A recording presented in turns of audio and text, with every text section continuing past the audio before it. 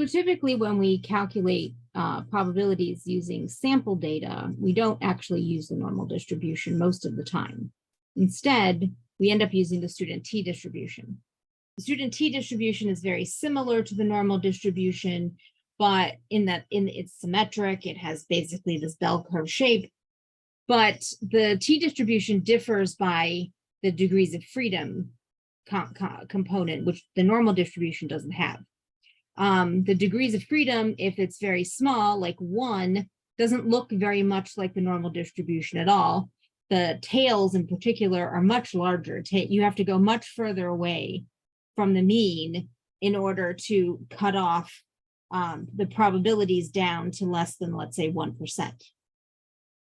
As the degrees of freedom grows, then the distribution, the t distribution, is going to look more and more like the normal distribution. The tails will shrink, the probability in the center will grow, and in this description, you can see that they're sort of all converging as the degrees of freedom get larger and larger. They get closer and closer together.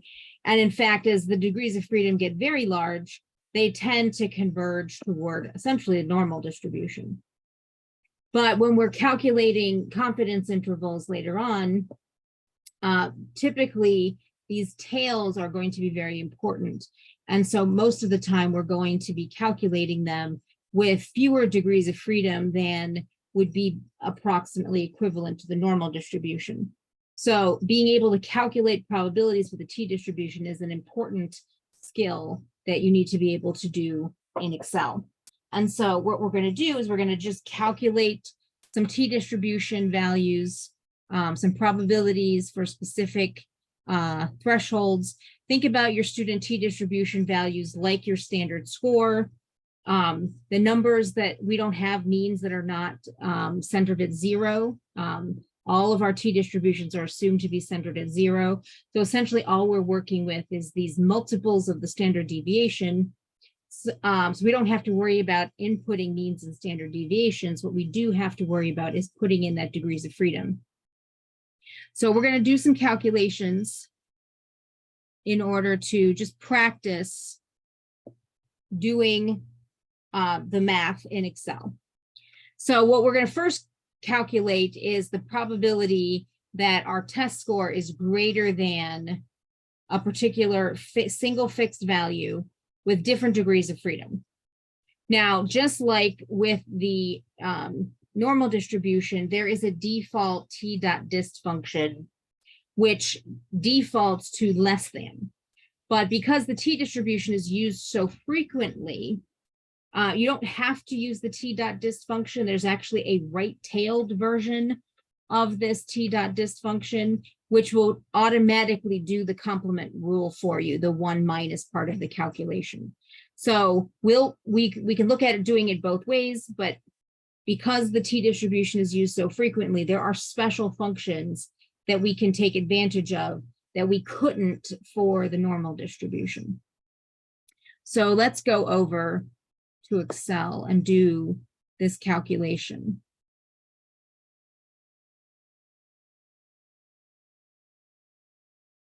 All right, so we're trying to calculate the value of t being greater than 1.8. So we can do this by calculating the probability of being less than first and then doing the complement. So I can put in 1.8. And my degrees of freedom for my first calculation is 4. And then the probability that I will be less than 1.8, I can do t.dist. And you can see I have more than one t.dist function. We're just going to do the standard less than rule for this first example. T.dist, my x is the t value. That's the observation value. And then df is the degrees of freedom. And just like with the normal distribution, we have to specify true. Boy, my typing is not great. Okay. 1.8, 4. This will give me the probability that I'm less than this value. And so then to get more than, I will do 1 minus this value.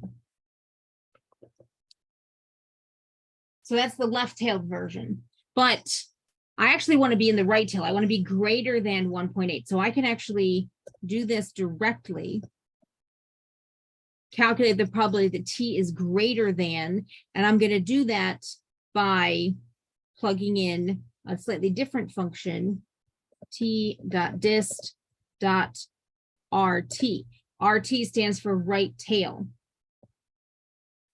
And for this one, we have a couple of different advantages. Number one, we don't have to worry about doing this complement. The second thing is we don't have to specify cumulative, because this right-tailed distribution and the other one that was in that options list, the two-tailed distribution, it's assumed to be cumulative. So this is, if we were trying to make a graph of the t distribution as we had on the other page, we could not use this function.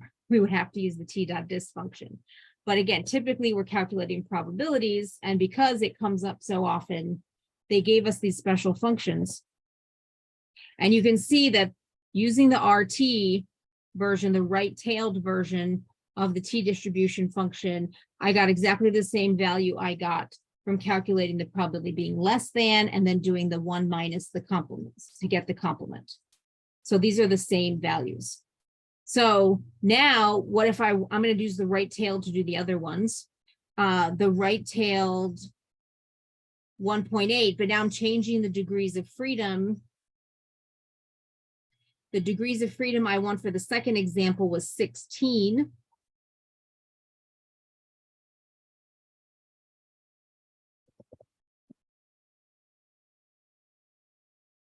And again, I'll just type it out just so we can see it one more time. t.dist.rt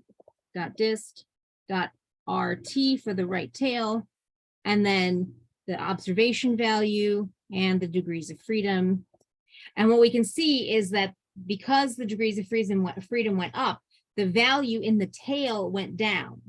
So that's what we see when we look at that graph.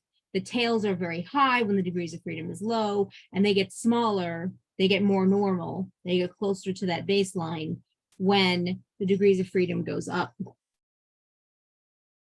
And then finally, our third example was when it was 78. So 1.8, 78 degrees of freedom. And this time I'll just copy the formula. And again, we see that it goes down. Now, we could compare this to the normal distribution, but we would see that not only does this go down, it doesn't go down forever. It'll eventually just get closer and closer to that normal distribution as the degrees of freedom increases, but it will never get smaller than that. It'll just get closer and closer. All right, so let's go back to look at our next set of questions.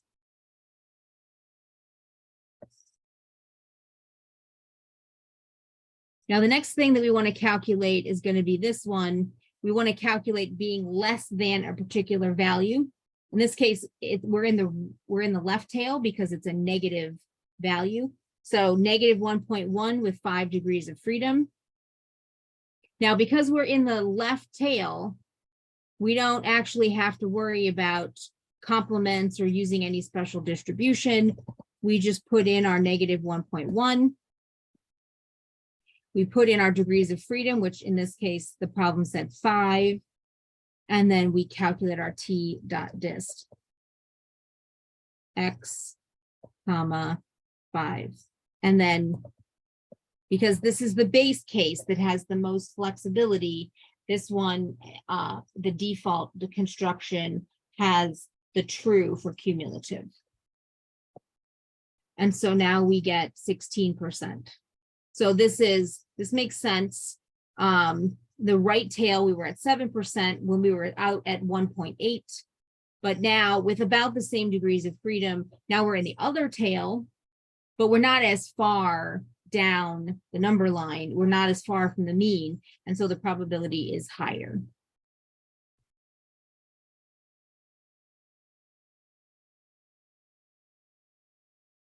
Now, the next one that we want to calculate is this one. we want to look at the probability of the absolute value of t is further away from the mean than 2.1. Now, what does this mean? This means that what we actually want is we want to be either further right than 2.1, so greater than 2.1, or we want to be further left than negative 2.1. So out here someplace, so less than negative 2.1. So the absolute value is a sign that we're actually using the two-tailed distribution. We want to be in either tail. Now, normally when we would calculate this with the regular distribution, we would calculate being in either tail, and then we would have to double it. But we have this .2t option for our distribution with the t distribution. And so we don't have to calculate it and then multiply by 2. We can just use the two-tail distribution, and then it will calculate that doubling automatically. But let's do it both ways so that we can see how this works. So let's go back to Excel. Now, if we want to be less than negative 2.1, and our degrees of freedom in this case was 12, then to calculate less than, we would say the norm, or not the norms, t.dist, just the regular one, oops, just the regular one. Try typing again. T.dist, there we go. Less than, in this case, I'm going to use the left tail because then I have less work to do. The degrees of freedom, true, calculate that probability, and then both tails, we're going to take this value and we're going to multiply by 2. So about 5.75% in this case. But I can do this all in one step. I don't have to do the multiplication. Instead, I can do 2.1, I can do 12, and then I can use the t.dist.2t version. And then I can specify, normally when you're doing the two-tailed distribution, you're specifying the positive version, not the negative version. And then the degrees of freedom, because the absolute value. And because minus signs are easy to lose. And notice that we got the same probability here that we did when we calculated the left tail and then multiplied by 2. This does that multiplication for us already. You can think of this as calculating the right tail, which we could do down here. 12 t.dist.rt.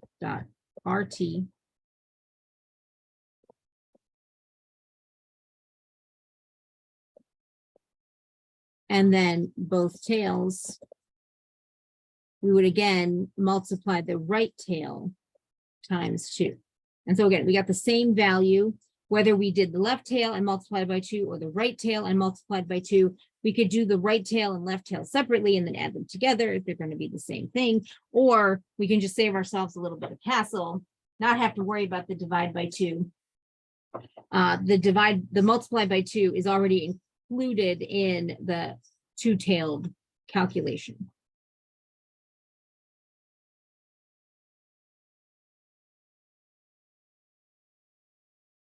Now, when we do confidence intervals, which is coming up, we're going to use the two-tailed one very, very, very frequently. We will use the other ones when we do hypothesis testing, if we're calculating probabilities by hand. Okay, so then now what we want to go is now we want to do the other direction, right? So now we're being told, okay, I have this probability. I want 70% of the population to be less. It's always less by default. But we can make some adjustments if we need to be in both tails but we typically the default is less, and we want to calculate the probability that what's the t-value, the t-score that we need if 70% of the population is going to be less than that value with 23 degrees of freedom. And so just like the normal distribution, there is an inverse function. But fortunately for us, we don't have to do things sort of the hard way. We have inverse functions that have a little bit more development, a little bit more included in some of them. So let's go back to Excel and do some calculations.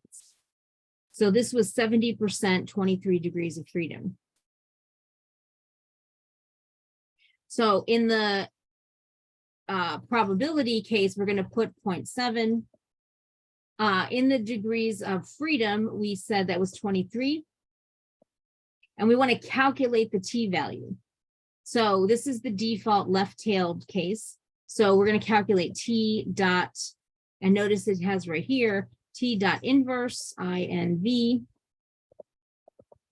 And then we specify, just like with the normal inverse, the probability. And then, of course, we also have to include the degrees of freedom because this is the t distribution.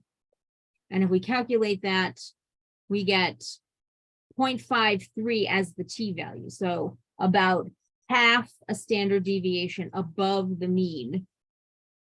Now, sometimes with these calculations, when you get very close to the mean, you get these decimal values.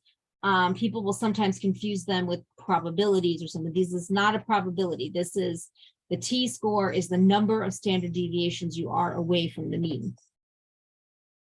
Now, if we go back to the questions again, if we want to calculate the probability of being greater than that, then we have to do the same thing that we did for the normal distribution. There is a two-tailed version of the inverse function, but there is not a right-tailed version of the inverse function, probably because doing complement rule is not very complicated.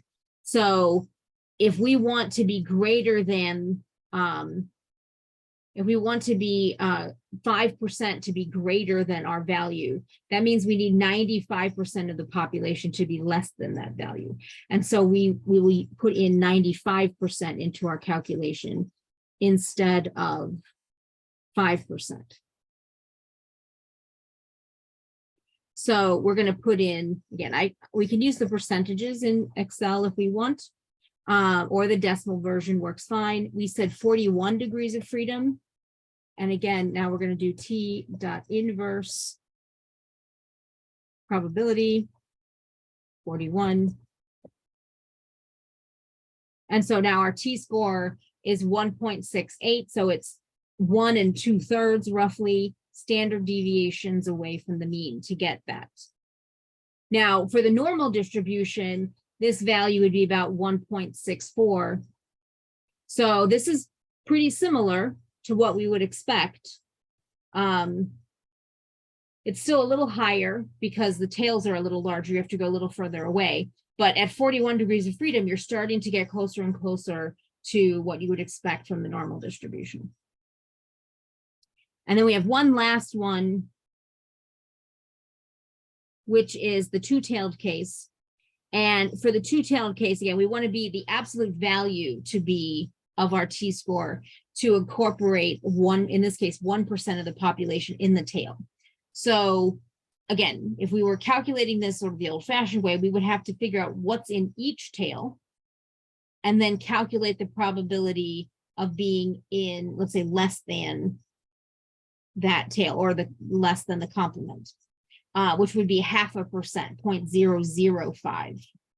But in the two-tailed case for the t distribution, we can just put in the 0.01 and then it will do that division by 2, and then it will convert it'll calculate the probability in the left tail, and then it will convert that back to both the positive value, because again, that's sort of the default. It won't give us the negative version. All right, so 5 degrees of freedom, 1%. Let's do this. So the probability that we want to be in either tail, both tails combined, is 0.01. The degrees of freedom we said was 5.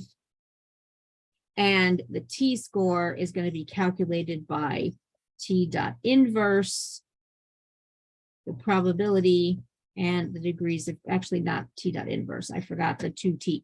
That's important. Degrees of freedom or probability and then degrees of freedom. Now this calculation, I should say, is very important when we're doing confidence intervals, because that's how you get the multiplier for the margin of error. So you're going to definitely use this again. This would be like a 99% confidence interval.